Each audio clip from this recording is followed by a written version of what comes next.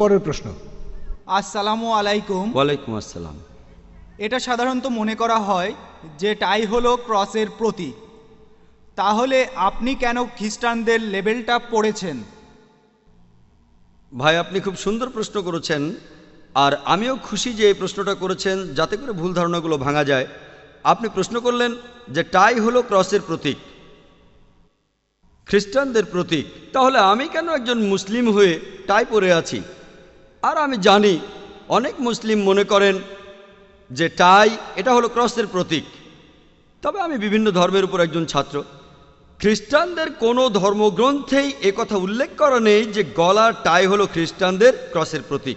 যদি এমনটা হয়, হাদিস পরিষ্কারভাবে বলছে আপনি সেই পোশাক পরবেন না যেটা অবিশ্বাসীদের পোশাকের মতো হয়। যদি সেটা অমুসলিমদের বিশেষ প্রতীক হয়ে থাকে, তাহলে সেই লেভেলটা লাগাতে পারবেন না, সেটা হারাম।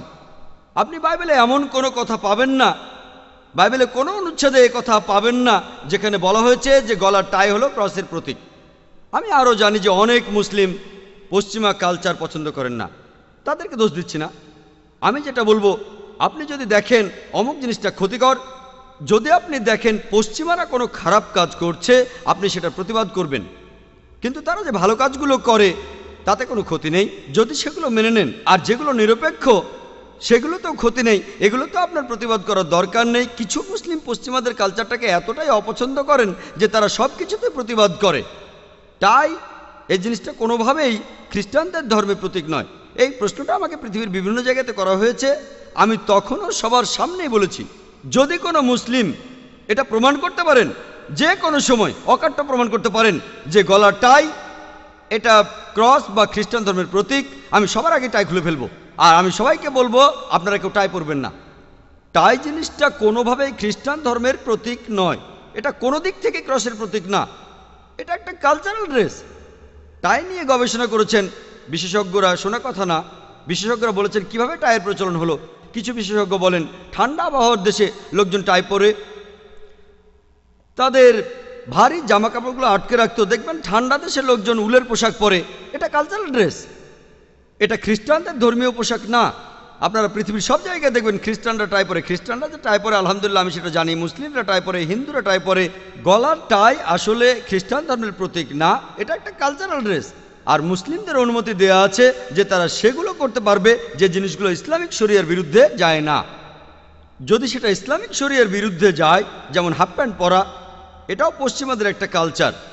আমরা মুসলিমরা এটা পরবো না, কারণ পুরুষদের জন্য হিজাব বা আওরা হলো নাভি থেকে হাঁটু পর্যন্ত, মুসলিমরা শর্টস পরবে না, এটার অনুমতি নেই।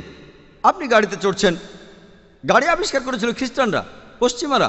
আমি কি বলবো খ্রিস্টানরা গাড়ি আবিষ্কার করেছে তাই আমি এতে চড়বো না?